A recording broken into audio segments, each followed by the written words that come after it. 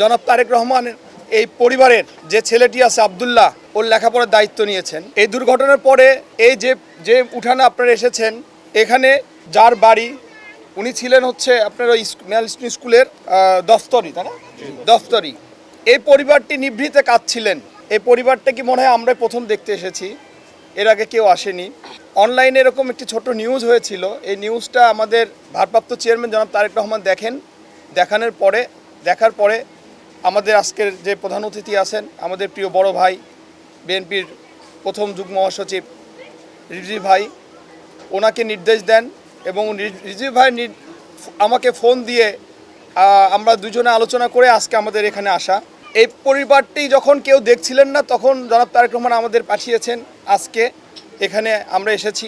আমি শুধু এটুকুই বলতে চাই, আমরা বিএনপি পরিবার আহ্বায়ক হিসেবে ঘোষণা দিচ্ছি, জনাব তারেক রহমান এই পরিবারের যে ছেলেটি আছে আব্দুল্লাহ, ওর লেখাপড়ার দায়িত্ব নিয়েছেন এবং আজ থেকে মেয়ে সময় তো বিয়ে হয়ে গেছে, তারপরেও ওনাকেও দেখা হবে।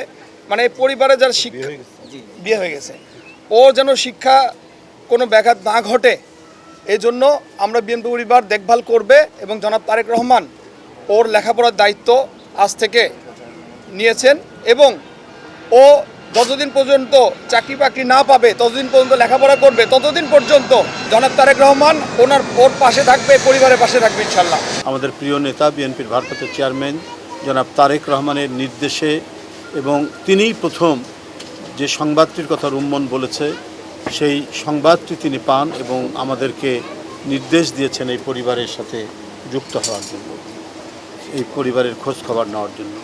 মাইলস্টোন স্কুলের যে শোকাবহ এবং বেদনাবিধুর ঘটনা আজও সারা দেশকে, সারা জাতিকে কাঁদায়। প্রত্যেকের হৃদয়ে কান্না, অশ্রু এখনও ঝরে পড়ছে। এই শিশু বাচ্চারা, এই মাসুম কিশোররা যারা এক বিশাল স্বপ্ন নিয়ে বাবা মা তাদেরকে স্কুলে পাঠিয়েছেন, এই অল্প বয়সেই তারা পৃথিবী থেকে চলে যাবে, তারা দুনিয়া থেকে চলে যাবে, এটা আমরা কেউ ভাবতে পারিনি। আল্লাহর কাছে এই মোনাজাত করি, আল্লাহ যেন এই মাইলস্টোনের এই শিক্ষার্থীদের, এই মাসুম বাচ্চা, শিশু কিশোর তরুণদের বেহেশত নসিব করেন। আমি তাদের আত্মার মাগফিরাত কামনা করছি। আপনারা জানেন যে ব্যক্তিটি এখানে বসে আছেন, তার সহধর্মিণী সেলিম মিয়া, তার সহধর্মিণী মাসুমা বেগম, তিনি ওখানে একটি ছোট চাকরি করতেন, বেশি বড় না, অথচ সবাই তাকে অত্যন্ত সম্মান করে শ্রদ্ধার সাথে খালা বলে ডাকতো, তাই না? সবাই খালা বলে ডাকতো তাকে। বসুন্ধরা ডায়াপেন্ট এখন আরো উন্নত। এই হট এয়ার থ্রো টপশিট দ্রুত শোষণ করে সোনামণিকে দেয় কোমল অনুভূতি। অর্থাৎ সে তার সেবা দিয়ে, সে তার আন্তরিকতা দিয়ে, সে তার মমত্ব দিয়ে সকল শিশু কিশোর শিক্ষার্থীদের তিনি খালায় পরিণত হয়েছিলেন। এই মানব দরদী মহিলাটি সে তার দায়িত্ব পালন করতে গিয়ে, ওই বাচ্চাদের বাঁচাতে গিয়ে, ওই বাচ্চাদেরকে ছেড়ে না এসে মানবতার যে দৃষ্টান্ত দেখিয়েছেন, আমি এটা বর্ণনা করারও উপযুক্ত কোনো শব্দ বা ভাষা পাচ্ছি না। আল্লাহ যেন তাকে বেহেশত নসিব করেন এবং আমাদের প্রত্যেক মানুষ যেন এই মাসুমা বেগমের মতো নিজের জীবন উৎসর্গ করে মানুষকে বাঁচানো, বাচ্চাদের বাঁচানো দায়িত্ব পালন করেছে। আমরা যেন তার এই জীবন দেওয়ার মধ্যে দিয়ে, তার এই মহৎ মানবতাবাদী কাজের মধ্যে দিয়ে আমরা যেন শিক্ষা গ্রহণ করি।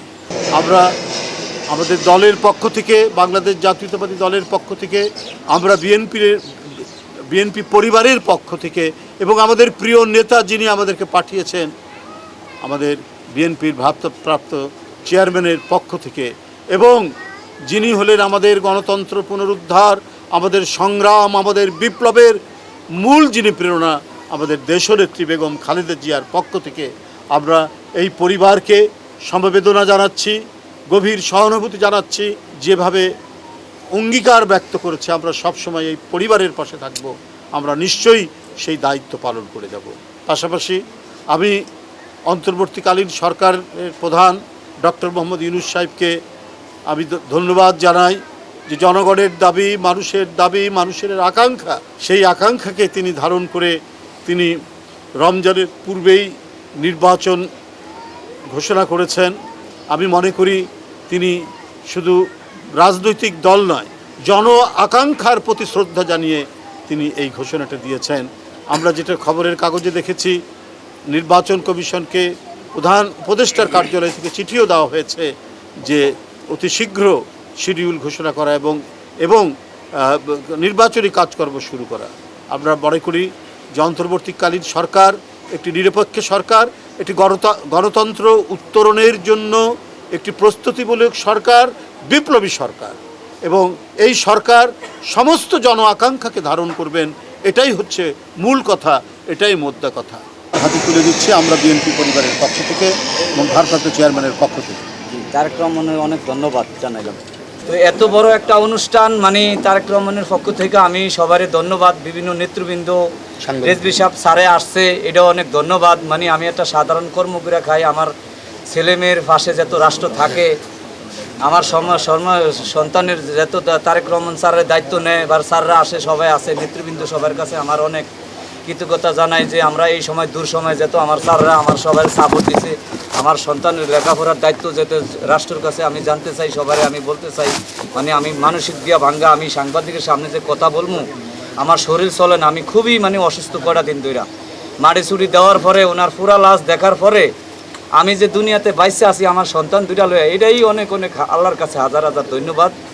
তারেক রহমানের অনেক ধন্যবাদ। এরকম একটা বড় ধরনের অনুষ্ঠান করছে, বিভিন্ন নেতৃবৃন্দ আইছে, আমার নাম জানা নাই, সবার কাছে আমি ধন্যবাদ জানাই। আমার রাষ্ট্র যত আমার পাশে থাকে, আমার ছেলে সন্তানের যত লেখাপড়া করাইতে পারি, সবার ধন্যবাদ আমার।